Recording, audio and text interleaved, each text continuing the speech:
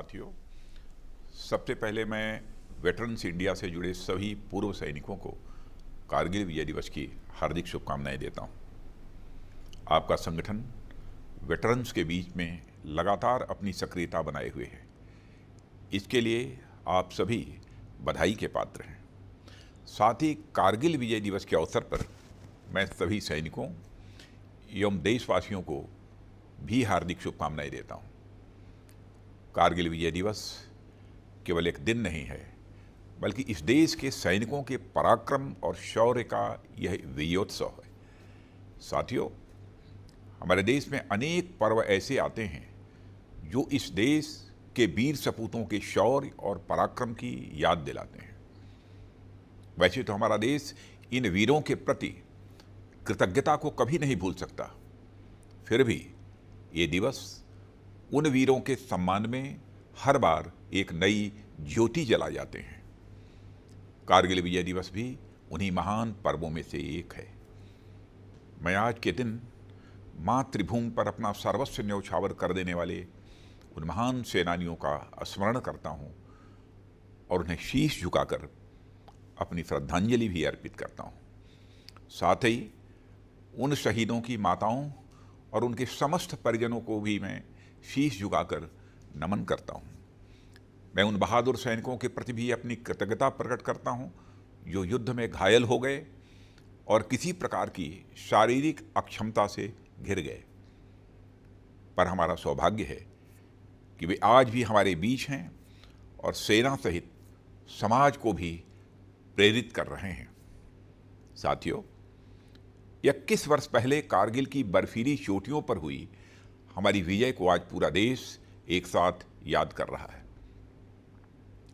उन वीरों की याद और उनके सम्मान में जगह जगह पर कारगिल विजय दिवस मनाया जा रहा है। अनेक कार्यक्रम आयोजित किए जा रहे हैं। ये सभी कार्यक्रम विपरीत परिस्थितियों में हमारी सेनाओं द्वारा युद्ध जीतने की खुशी की याद में तो हैं ही, साथ ही यह भारत देश की जनता के लिए एक महान प्रेरणा के स्रोत भी हैं। साथियों, यह विजय दिवस किसी भूभाग विशेष को जीत लेने या उसे बचाए रखने भर की याद तक सीमित नहीं है। यह दिवस देशों के बीच हुई गोलीबारी और बारूदी युद्ध में हमारी विजय की याद तक ही सीमित नहीं है, बल्कि यह दिवस हमारे देश के त्याग, बलिदान, साहस, समर्पण, शौर्य और संकल्प की महान परंपरा की एक महान कड़ी के रूप में दर्ज है। यह परंपरा इस देश की संस्कृति का एक अहम हिस्सा है जो सदियों से लगातार चली आ रही है। साथियों, युद्ध के समय मैदान में भले ही कुछ 1000 सैनिक हों, पर वास्तव में पूरा देश वह युद्ध लड़ रहा होता है। सभी देशवासियों की आशाएं, आकांक्षाएं और इच्छाएं एक साथ आकर अपने राष्ट्र की जीत पर ठहर जाती हैं। मुझे वह दृश्य आज भी अपनी आंखों में साफ दिखाई पड़ता है जब टीवी पर या सुदूर क्षेत्रों में रेडियो पर कारगिल युद्ध से जुड़ी खबरें आती थीं, तो गांव के गांव और शहरों में ऑफिस दफ्तर में लोग अपना काम छोड़कर खबर की तरफ मुड़ जाते थे।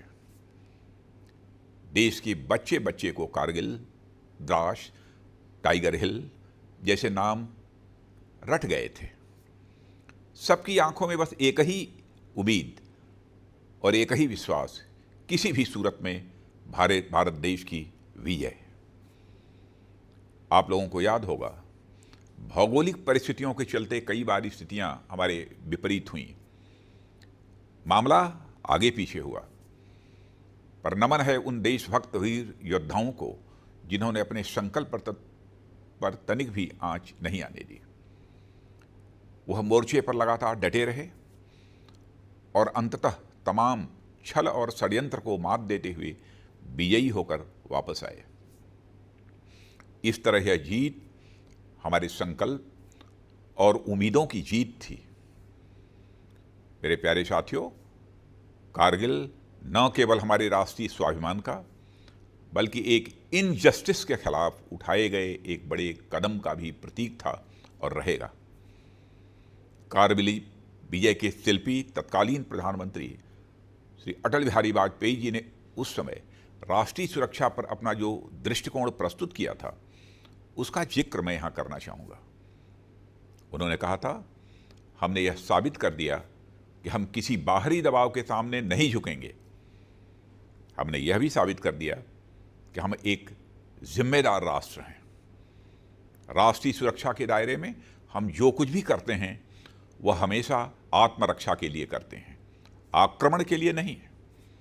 और अगर दुश्मन देश में कभी हमारे ऊपर आक्रमण किया तो हमने यह भी साबित कर दिया कि कारगिल की तरह हम उसे मुंहतोड़ जवाब भी देंगे।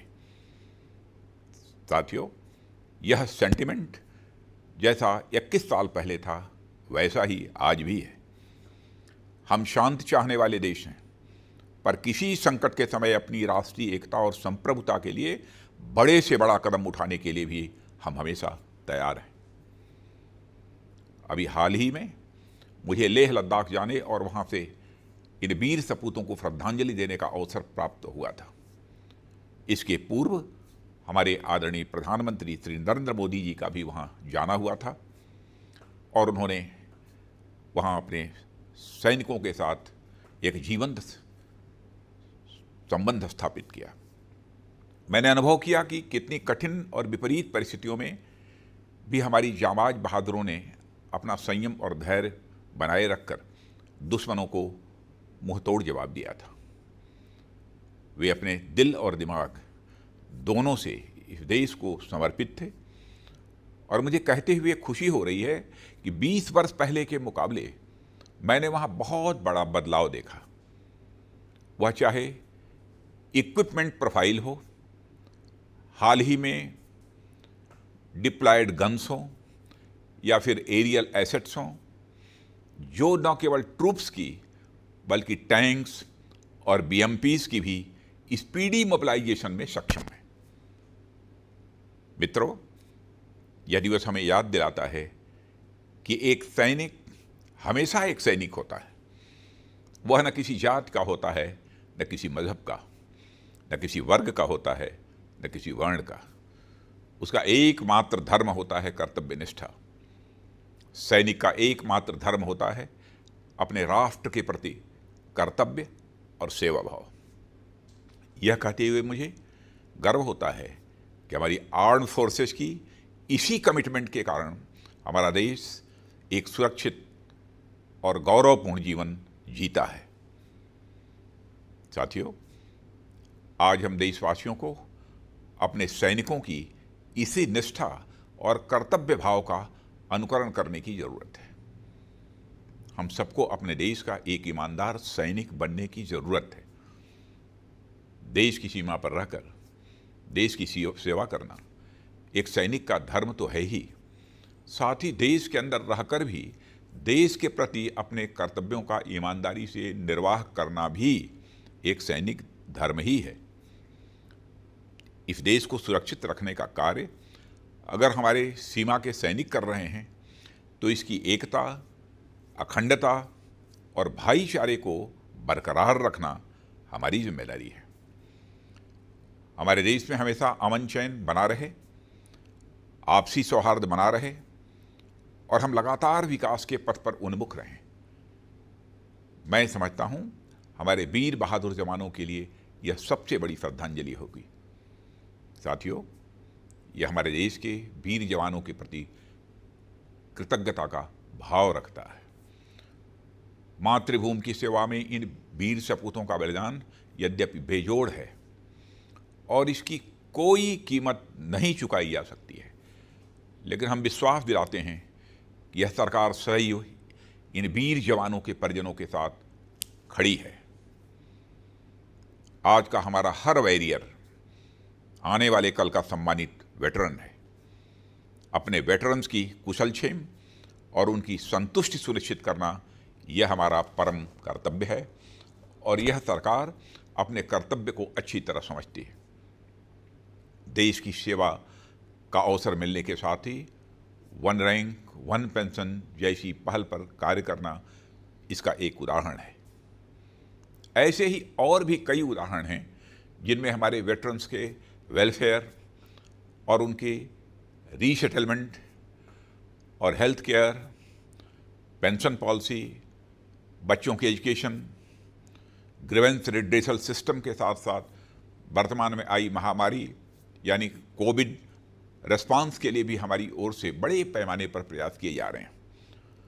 सभी हेल्थ केयर ऑर्गेनाइजेशंस के रीजनल सेंटर्स को यह एडवाइजरी जारी की गई है कि किसी भी वेटरन कोविड-19 पेशेंट का इलाज ECHS नॉर्म्स के तहत ही किया जाएगा। मुझे यह जानकर बहुत ही अच्छा लगा और सचमुच मुझे गर्व की भी अनुभूति हुई कि केंद्रीय सैनिक बोर्ड ने पूरे देश से 1,80,000 ऐसे यंग सर्विसमैन को आइडेंटिफाई किया है जो आवश्यकता पड़ने पर कोरोना काल में भी अपनी सेवाएं देने के लिए उपलब्ध हैं।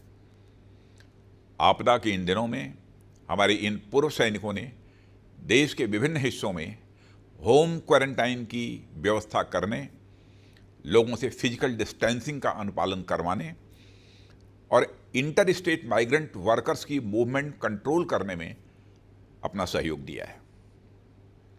देश सेवा की इससे बड़ी पराकाष्ठा और क्या हो सकती है कि जिन सैनिकों ने कल तक सीमा पर अपने देश की सुरक्षा की, आज संकट के समय सीमा के अंदर भी वे तन मन से देश को अपनी सेवा देने के लिए तत्पर हैं। मेरे साथियों, मैं पुनः एक बार अपने वीर जवानों के प्रति श्रद्धांजलि अर्पित करते हुए हर हाल में उनके परिजनों की देखभाल का संकल्प दोहराता हूं और हर स्थिति में उनके साथ खड़े होने का वचन देते हुए अपना निवेदन यहीं समाप्त करता हूं। आप सबको धन्यवाद। जय हिंद।